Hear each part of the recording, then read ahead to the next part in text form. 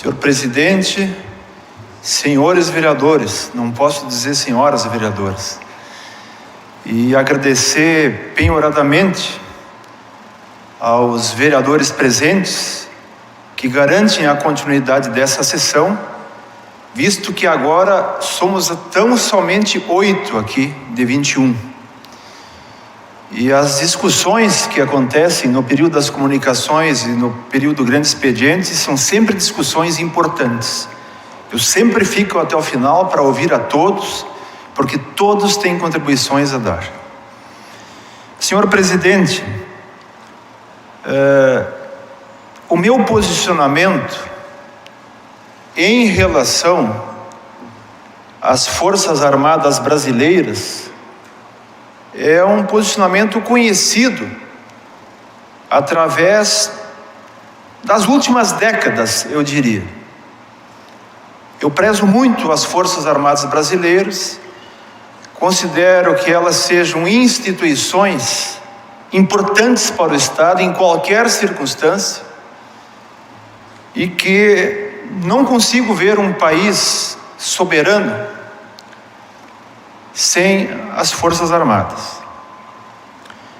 Ao longo do período em que convivi com diversos militares que passaram por Santa Maria, tanto da Aeronáutica quanto do Exército Brasileiro, sempre procurei fazer com que as pessoas me olhassem e me vissem pelo que eu sou, e não pelo que elas gostariam que eu fosse. Frequentemente, algumas pessoas nos admiram, gostam de nós porque imaginam de nós que nós somos o que eles querem que nós sejamos e não o que nós somos. Sempre soube respeitar opiniões diferentes das minhas, diversas das minhas. E o assunto que eu quero tratar aqui hoje é um assunto que exige grande sensibilidade e é um assunto para o qual eu vou tomar todo o cuidado para estar à altura do momento que nós estamos vivendo. E quero falar sobre a efeméride de 31 de março. De 31 de março de 1964. Existe muita discussão, para alguns foi revolução, para outros foi golpe, para mim foi golpe, mas para alguns foi revolução. Antes disso, eu quero afirmar que nunca vi as Forças Armadas brasileiras como um bloco monolítico, sem diferenças. Sempre quando analisei a história do Brasil e os sucessivos presidentes militares que nós tivemos, sempre observei diferenças entre um grupo, Castelo Branco e Geisel, e outro grupo, Costa e Silva e Médici. Basta dizer que o presidente Geisel foi o interventor da Paraíba na Revolução de 30, poucos sabem disso. Como tenente, Geisel, como tenente, foi o governador da Paraíba, ou seja, serviu aos ventos que mudavam o Brasil a partir da Revolução de 30, da Revolução de Getúlio e os outros. E a política econômica do presidente Geisel foi uma política diferente dos demais presidentes militares. Ele lançou uma coisa que se chama Segundo Plano Nacional de Desenvolvimento, segundo PND, que buscava dotar o Brasil da indústria pesada, da indústria de base. Sem essa indústria, nenhum país pode se arvorar de ser verdadeiramente independente do ponto de vista econômico. E quando ele assinou o acordo nuclear com a Alemanha, a política dos Estados Unidos passou a chamar o Geisel de nazista, porque ele pensava um Brasil soberano e não submisso a nenhuma das potências que pudesse haver. Cito também o general Antônio Carlos de Andrade Serpa, que muitos talvez nem se lembrem dele, não conheçam, que escreveu o Manifesto em Defesa da Soberania e Integridade do Brasil, um dos maiores libelos em relação a uma questão nacional que nós já tivemos no país. E aí quero me referir agora, fazendo esse preâmbulo, à questão da ordem do dia de hoje, que foi assinada pelo ministro da Defesa, general Walter Souza Braga Neto, pelos comandantes da Marinha, do Exército e da Aeronáutica. E evidentemente que essa ordem do dia, ela precisa ser analisada, ela precisa ser olhada com muita atenção. Em uma certa altura dela, ela diz que o século XX foi marcado pelo avanço de ideologias totalitárias que passaram a constituir ameaças à democracia e à liberdade. Aí se desdobra em algumas questões nacionais que aconteceram, quando, ao fim e ao cabo, diz o seguinte: que ao final da Segunda Guerra Mundial, a bipolarização global que fez emergir a Guerra Fria afetou todas as regiões do globo, o que trouxe ao Brasil um cenário de incertezas e de grave instabilidade econômica, política, econômica e social, comprometendo a paz nacional. E segue para 64. Com isso, essa nota, essa ordem do dia, quer dizer que a justificativa do movimento de 64 foi a Guerra Fria e as possibilidades dela ameaçar o Brasil. Vamos recordar, porque recordar é viver. A Guerra Fria, ela foi formulada por um diplomata norte-americano em 1947, chamado George Kennan. Ele formulou a questão da Guerra Fria como uma política para segurar o avanço do socialismo, já que, a partir da Segunda Guerra, várias nações do leste europeu aderiram a regimes socialistas. Mais tarde ele reformulou isso, dizendo que isso não era mais necessário, notadamente quando caiu o socialismo na União Soviética. Entretanto, é preciso perceber o seguinte: em 1954, haviam forças que queriam derrubar o Getúlio. O Getúlio que ninguém em sã consciência pode chamar de comunista ou de socialista. Era um nacionalista. E o Getúlio, na medida que atingiu seu próprio coração com um tiro, retardou o golpe, que deveria acontecer em 54 por 10 anos. Ainda, o golpe tentou ser feito em 61, quando nós tivemos o movimento da legalidade, e cuja garantia da democracia brasileira, de governos legitimamente eleitos, foi conseguida pelo Marechal Lott, porque o general Machado Lopes, que comandava o Sul, seguiu as ordens do Lott. O Marechal Lott, que teve com o regime de 64 o seu neto barbaramente torturado. Bom, aí veio 64. E em 64, aqui a nota da ordem do dia fala que houve um grande movimento nacional pela liberdade e pela democracia, porque grupos, veja bem, grupos, não é um movimento grande, são grupos, propagavam promessas falaciosas que depois fracassou em diversas partes do mundo. E por isso, porque havia grupos que faziam isso, justifica-se o golpe. Mas o golpe, na verdade, é a continuação da Guerra Fria. É a continuação da Guerra Fria, de contenção. Não foram esses grupos que exerceram a Guerra Fria. A Guerra Fria teve a sua consumação no Brasil com o golpe de 64.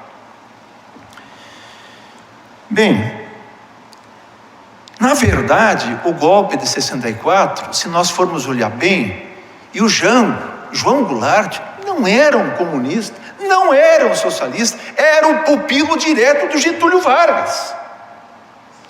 E diga-se de passagem, O Brasil foi o país capitalista que mais cresceu no mundo entre 30 e 80, graças à política nacional desenvolvimentista do Vargas e dos seus seguidores. Portanto, o milagre econômico que aconteceu no período militar foi consequência daquele movimento, que se esgotou logo depois. Porque se esgotou, porque se adotou política de ingresso maciça do capital estrangeiro no Brasil, sem a proteção nacional. Então, na verdade, nós precisamos observar bem para isso, porque o Jango, o que era o programa das reformas de base do Jango? Era a reforma agrária. Qual o país capitalista do mundo que não fez uma reforma agrária? Todos já fizeram. Não ameaça em nada a questão de um modelo capitalista. A reforma educacional, cujo grande pensador foi Anísio Teixeira, que depois morreu exilado fora do Brasil, um dos maiores pensadores da educação que nós já tivemos. A reforma fiscal, que tentava conter a remessa de lucros para o exterior, a espoliação, o sangramento da economia nacional. A reforma eleitoral, que estendia o direito de voto aos analfabetos e aos militares de baixa patente, e a liberdade para os partidos políticos no Brasil. A reforma urbana, que acabou se consumando agora, há pouco tempo. A reforma bancária, que previa dar crédito aos produtores, indistintamente. Pois bem, então, não é possível que se afirme ainda agora que o movimento de 64 foi um movimento para salvar o Brasil. Não foi. Foi para estancar, para brecar o desenvolvimento nacional autônomo que nós estamos tendo, capitaneado pelos Estados Unidos, que saiu da Segunda Guerra Mundial como a nação mais potente do planeta e na conferência de Bretton Woods impôs ao mundo o dólar como moeda mundial, e que quebrou a paridade do ouro com a sua moeda. Porque antigamente a moeda valia, vereador Valdir, segundo o lastro de ouro que cada país tivesse. Fort Knox, nos Estados Unidos. A libra esterlina era a moeda que mais valia no mundo, porque a Inglaterra tinha mais ouro, ou seja, tinha lastro para sustentar a sua moeda. E aí giraram a maquinazinha de produzir dólar sem lastro e conquistaram o mundo.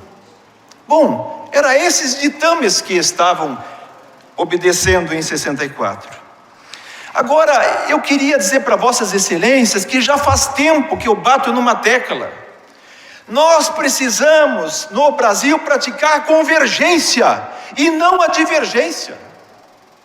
É hora, já mais do que nunca, já foi hora antes de virar essa página da história nacional. Mas eu não estou falando apenas dos que louvam 64, eu estou falando de todos os brasileiros. Precisamos virar essa página e construir um projeto de nação. Um projeto de nação em que caiba todo mundo, em que todos os brasileiros possam consensuar um desenvolvimento, e nós temos possibilidade de convergir. É possível isso, é possível construir isso. Eu tenho convicção disso. E quero relatar para vossas excelências uma conversa que tive quando o general Mioto era o comandante da 3ª Divisão do Exército. Nós conversamos um pouco antes da saída dele. E eu disse ao general Mioto muitas das coisas que eu falei aqui. E disse: general, o senhor e eu divergimos de muitos pontos. Temos posicionamentos completamente diferentes em relação a algumas coisas. Mas nós podemos convergir, precisamos virar essa página, precisamos construir uma nação cada vez mais forte.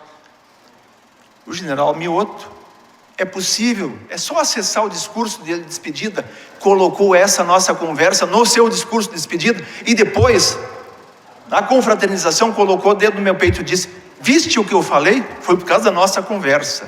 Ou seja, é possível fazer isso.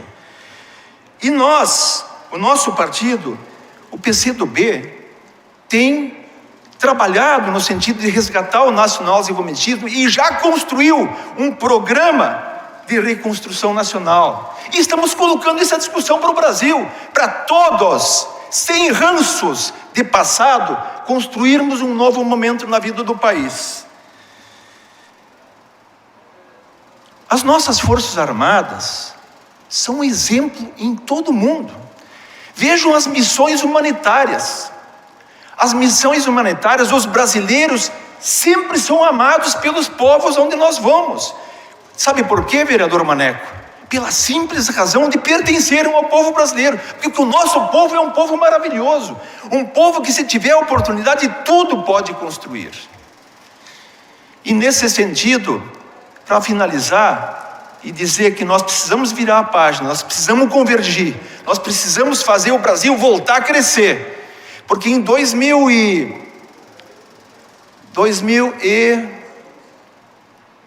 90, a nossa indústria brasileira, isso o deputado disse aqui hoje também, o deputado Tarcísio que esteve aqui, a indústria brasileira era responsável por 38% da riqueza nacional, e hoje não é por 10%. Nós estamos transformando o Brasil em colônia, nós precisamos convergir, nós precisamos nos entrelaçar para avançar. Nesse sentido, para finalizar, eu gostaria de falar a última estrofe do hino do PCdoB. E a nossa bandeira vem entrelaçada com outra bandeira, a mais bela, a primeira, a verde e amarela, a bandeira brasileira. É isso, pessoal. Nós podemos. Agora, ficar como viúva do passado, remoendo essas questões, não vai nos ajudar. Não vai.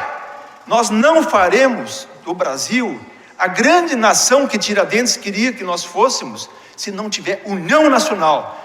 E não precisa ninguém ceder para ninguém. Vamos convergir. É possível fazer um plano nacional que dê para todos. É nesse sentido que eu gostaria de manifestar minha inquietude em relação a essa ordem do dia de hoje, que é uma ordem do dia ainda do passado, que ainda não respira novos tempos que nós precisamos respirar. Muito obrigado.